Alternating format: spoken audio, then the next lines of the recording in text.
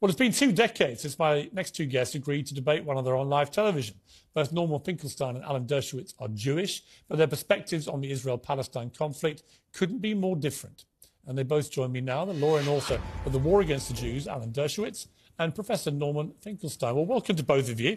I feel a bit like Kofi Annan bringing you two gentlemen back together, but I'm glad that you've both agreed, and I hope we can have a civilised debate. We've had some pretty rancorous debate this week on the programme, and I want to try and really have a proper conversation about where we are on this war and about this burning question. And I'll start with you, Alan Dershowitz, about what we're seeing in Gaza now is, to many people, now the very terrorism which Israel set out to destroy. What do you say to people that think that? It is terrorism. It's terrorism by Hamas, taking human shields, putting children in the way of Israel's legitimate military concerns. Hamas has a strategy. It's called the CNN strategy. I call it the dead baby strategy. Kill as many Jews as possible, provoke Israel into doing what every democracy would do, responding, then hide your tunnels and your fighters and your rockets behind civilians, knowing that Israel, no matter how hard they try to avoid civilian casualties, and why would Israel ever want to kill a civilian? It's absurd. It hurts them tremendously. But every time Israel kills a civilian, the world condemns them, and the United Nations condemns them. And then that process continues over and over and over again. The people who are being killed today are being killed as a result of Hamas actions. Hamas started it.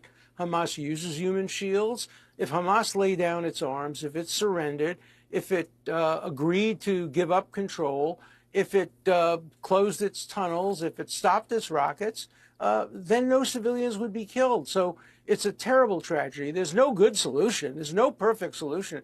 If Israel stops now, Hamas continues to do it over and over and over again. If Israel continues, it gets condemned and loses friends abroad and even risks using the United States. It's a terrible dilemma for Israel. All the responsibility, all the fault of Hamas for starting this. And let me just end with one quote.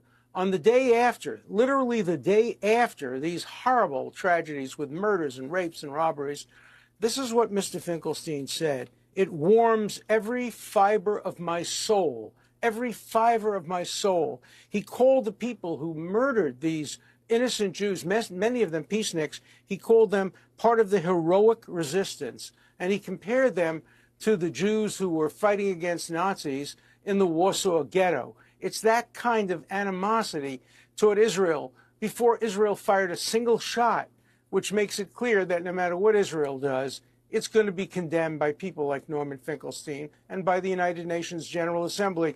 I think it was Abiy Ibn who once said, if the General Assembly were asked to vote on an Algerian resolution that the earth is flat and that Israel flattened it, it would win 128 to 32 with 65 abstentions, and he would name each of the people. So the United Nations General Assembly, Human Rights Watch, Doctors Without Borders, these are not objective assessments. Israel is in a very tough situation, and the future of civilization depends on Israel being able to destroy Hamas and avoiding repetition. Let me bring in Professor Finkelstein. Your response to that? Well, I won't address the question of my remarks on October 7th because we already went over that ground in the previous program, and so it would be a waste of your viewers' time if I were to revisit that. Yeah, that's fair enough. So let me deal with the thank you. So let's deal with the substantive issue.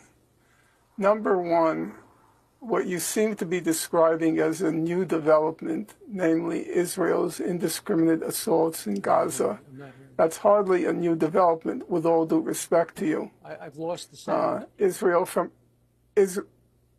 from literally day one set out as its goals. So if I can quote,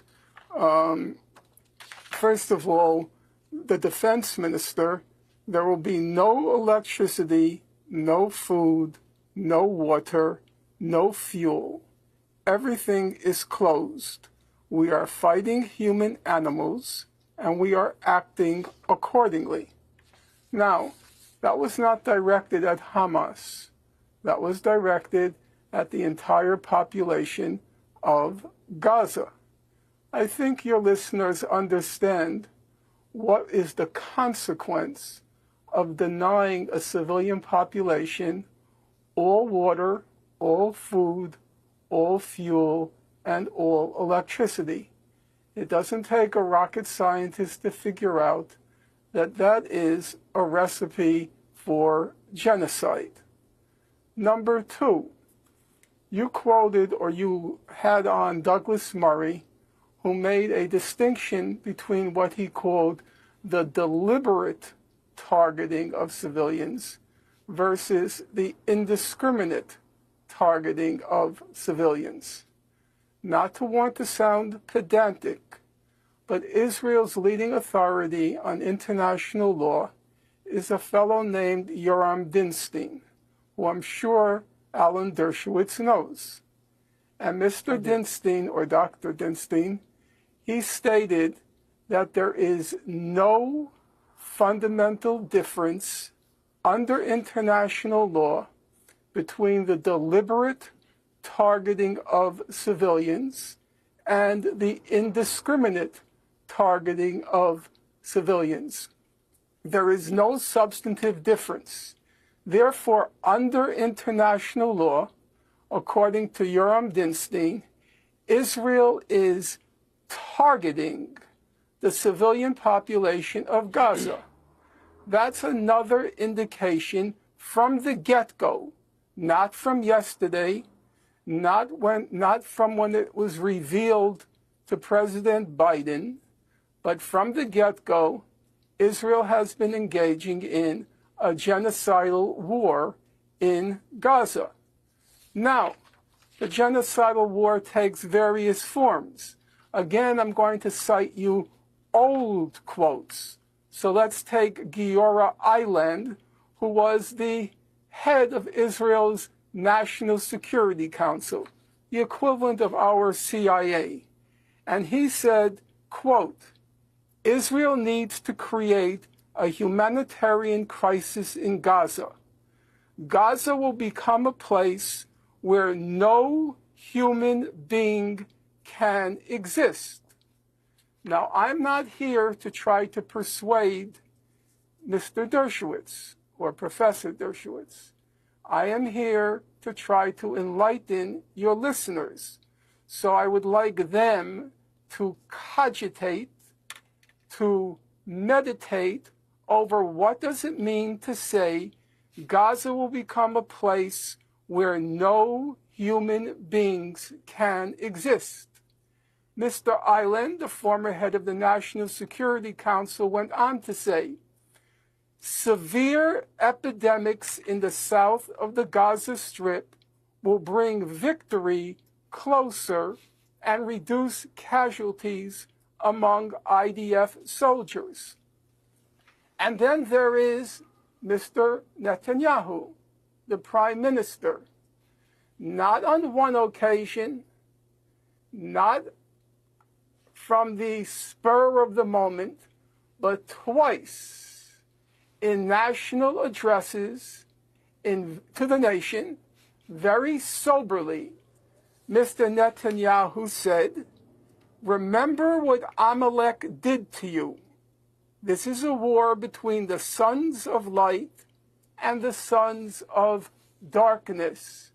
Now, as Professor Dershowitz surely knows, because he attended Hebrew school, actually he grew up just a few blocks from me, or I should say I grew up a few blocks from him because he's older, he surely knows that in the midst of a war, in a